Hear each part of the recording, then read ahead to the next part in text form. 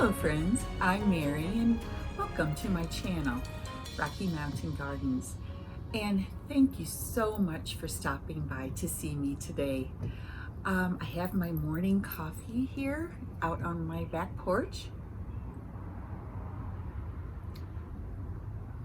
And today I wanted to talk to you about a gardening sort of technique called garden rooms. If you have followed me in my gardening videos, you may have noticed that I have different areas in my garden that are kind of set up for different purposes and decorated with both furniture and plants in a certain way in each area. And those are called garden rooms.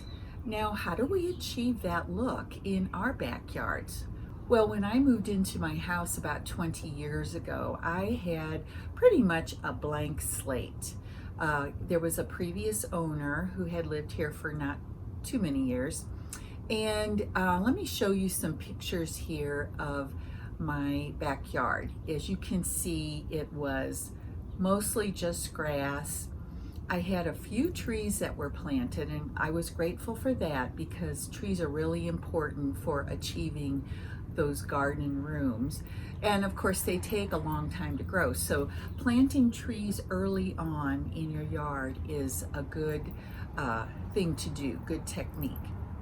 Now, with those little trees, I added a few more over time, but let's go and think about exactly what you do to achieve that garden room look. And I have some videos of my different areas, my different rooms that I will be sharing with you and talking along the way about the necessity of having large plants as sort of dividers or screens in your garden design, and just, the different plantings that can help you with that, as well as, like I said, special furniture or places to sit and rest and relax and have that sort of secluded feeling. When my daughter was little, and as we were adding more and more to the backyard, she used to always call our garden the secret garden. And you may remember that book. It's a children's classic, and really inspiring for us gardeners. Of course, I love to share books in my videos. So this is an autographed copy by the illustrator Michael Haig, and he did very vintage style illustrations that would go with the time period in which the secret garden takes place in England. The book was written by Frances Hodgson Burnett. So if you want to get some inspiration for gardening, this might be a book you'd like to pick up and read if you haven't read it when you were younger. So let's sit back now and talk about garden rooms, and I'm going to share with you a diagram of my backyard design. Here's my porch where I'm standing right now, and I have a flower bed over here to the right of my porch. Here's the stairs coming down, and I have flagstones that walk over to a stone patio. It's a smaller patio, and you'll see it in the video a little later. I have an arbor that I built right here, and I painted it white more recently. And that arbor has a porch swing on it, which is comfortable to sit in and gives me a little space here with my small patch of grass. I have another flower bed that curves around here with a large pine bush. And this flower bed and the bushes and flowers in it actually serve as a divider. As coming around here on the flagstones, the flowers and bushes here as well serve as another divider in my garden rooms. So I have my dining room here, you might say. I have a stepping stone path that goes from my back porch and walks down to the back of the garden. And you might see these little areas here. My backyard slopes downhill away from my house.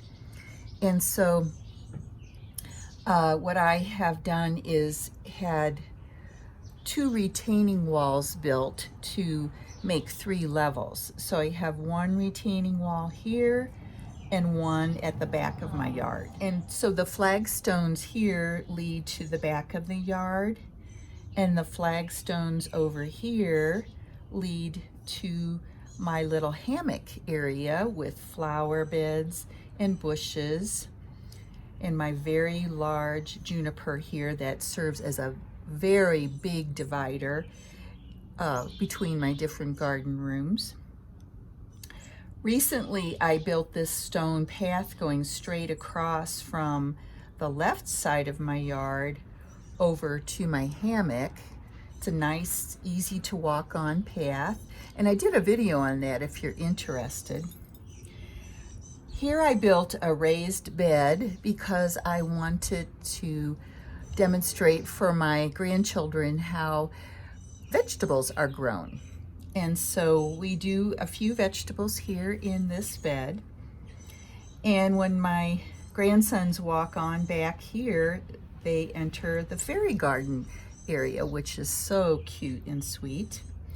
And next to that, I have a cozy swing here to make a little room as well. I have a very large tree growing here. It is an autumn purple ash, but it provides shade and coolness because my backyard does face south and gets very strong sun. So planting shade trees like this autumn purple ash, and over here the spring snow crab apple, have really helped cool down my yard. There are flagstones that walk here over to my garden shed and the back gate, which is right here, that leads out the back side of my fence. But everywhere there's a space in between, there are flower beds with plantings and bushes. And here is my Colorado blue spruce that was planted by the previous owners. So I would say in my backyard, I have my back porch, which is a comfortable garden outdoor room, and it is covered. I have my grassy area here with my porch swing that looks out to the west, where you can see our mountains. I have my dining area. I have this peaceful hammock to lie on and read in the evenings.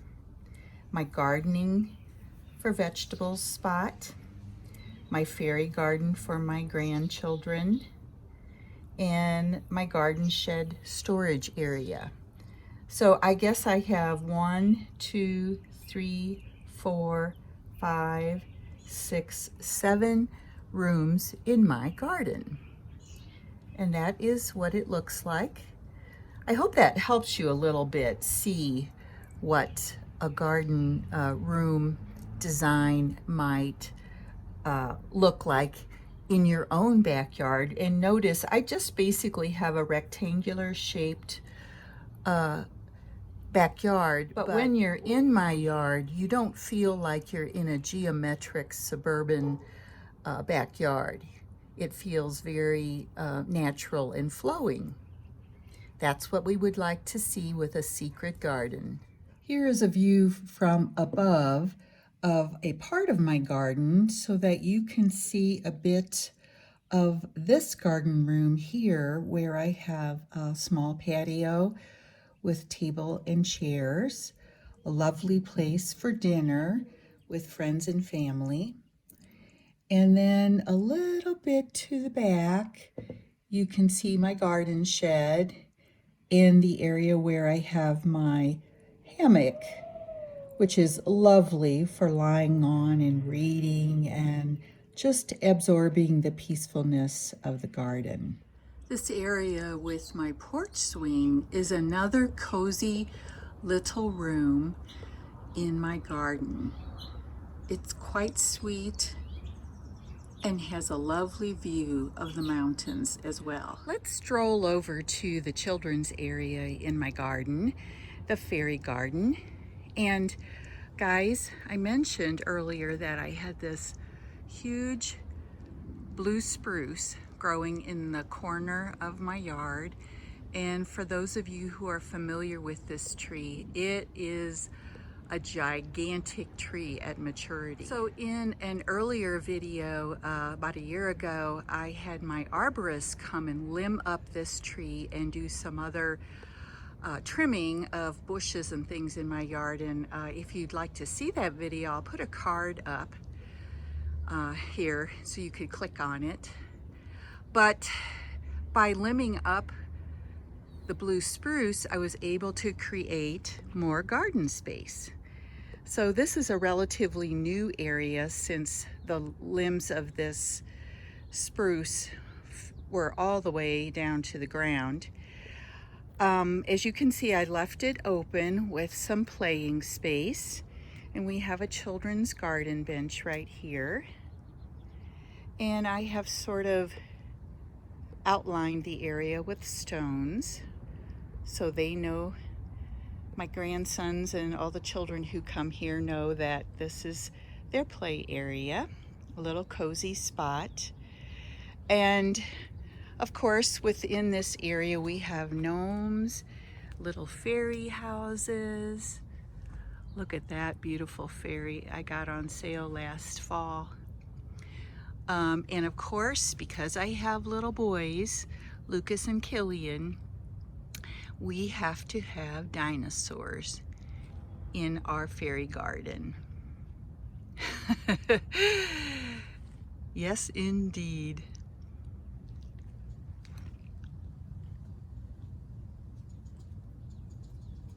And even a dinosaur planter for my ivy right there.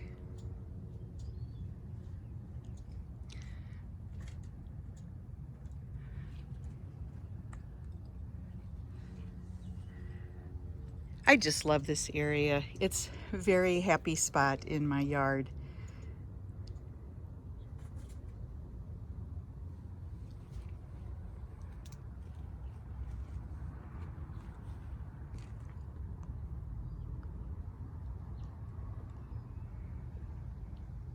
This cozy swing is just adjacent to my fairy garden.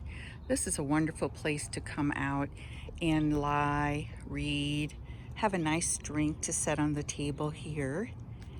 And my view from this swing is actually, I'll walk slowly this way, and you can see my raised bed here, but you have a view of my home there in the background. And it's a quite peaceful area, actually, to rest in the garden. So it's a lovely, I guess you would call it destination, from my home to the back of my yard where there is peace and quiet. Here is my garden gate that I mentioned in the back of my yard. And as you can see, my potting shed I have decorated, and I just really enjoy this very cozy look with all the florals and the coleus. It does get quite a bit of shade here because of my autumn purple ash that you see here. But it is quite a cool and sweet area here. This garden room I like to call my sleepy hammock space. It's so pretty, surrounded by flowers. I have this pea gravel area so that when the children play on it, they just fall into the pea gravel, you know, hopefully not getting hurt. But as you can see here, now we're going to be coming into the sun, and my grass is blooming here with the inflorescences that they develop. These beautiful moonshine laurel with their bright and cheery yellow tops, these flat sort of flowers that yarrow get, is really a fantastic plant. It's very long blooming and very sturdy. Generally, you don't need to stake it. Right over here, there's a pop of pink from my Anthony Waterer spirea. So as I have said, creating a garden room means a lot of it is using plants to surround an area and giving you the feeling of living walls, creating this separate space. So even here we have this tall juniper in the middle of my yard, and it acts as a separation for the different rooms in my backyard.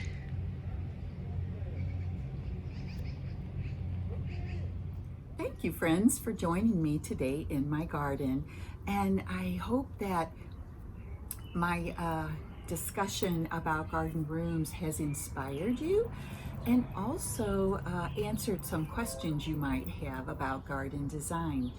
Now, don't forget, I love your questions and comments, and I so enjoy hearing from all of you. So please do ask questions, any questions, or if you can think of a garden topic that you would like me to do a video about, just put it down in the comments. I'll be so happy to create more that covers something you're interested in or you have questions about. So to all of my gardening friends and my home decor friends who enjoy making your homes more beautiful and welcoming, and welcoming in, I know it's hard these days, but welcoming in friends and family to share hospitality, that old-fashioned sort of concept. I hope you will come back or even subscribe to my channel, and I hope to see you again very, very soon. Take care now.